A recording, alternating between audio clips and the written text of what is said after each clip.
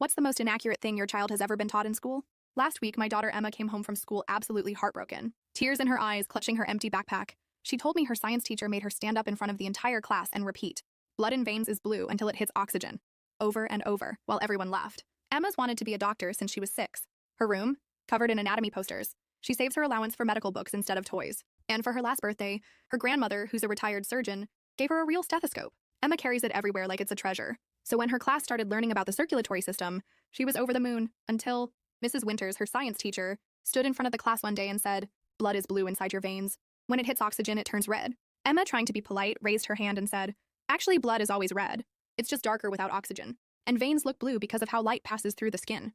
But Mrs. Winters didn't take it well. She snapped, "That's wrong. I've been teaching this for 15 years. Whatever you read on the internet doesn't compare to my degree." When Emma mentioned her grandmother's medical textbooks, Mrs. Winters rolled her eyes and said, "Well, bring it in tomorrow. We'll see who's right." So she did.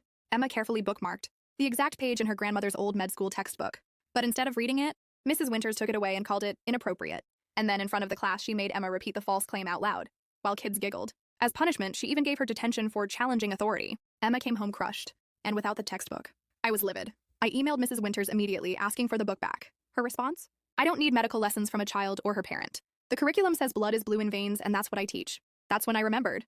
My old college roommate is now a hematologist.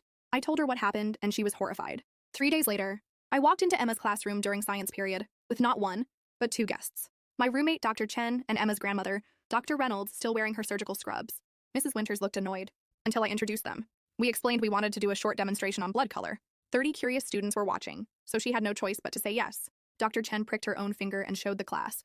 Even without oxygen, blood is still red, just a darker shade. Then Dr. Reynolds explained the science behind why veins look blue. It's all about how light travels through skin, not the actual color of the blood. Mrs. Winters tried to argue, but Dr. Chen opened the class textbook and pointed to the small print below the diagram. "Coloring is for illustrative purposes only." The principal walked in just as Dr. Reynolds mentioned the confiscated textbook. Mrs. Winters looked cornered and finally pulled it out of a locked cabinet. Emma's eyes lit up when her grandmother handed it back, with a handwritten note inside, "To my granddaughter Emma, your dedication to truth will make you an extraordinary doctor someday." To top it off, we connected the class to a live surgical team via video call so they could see real-time footage of blood flowing through veins, still red. The following week, the school board announced a full review of the science curriculum. Mrs. Winters, required to attend updated training. Emma, invited to a mentorship program at the university hospital. And that med school textbook? It's now on display in the school library, with a plaque that reads, "A reminder that curiosity and facts should always be encouraged, even when they come from students."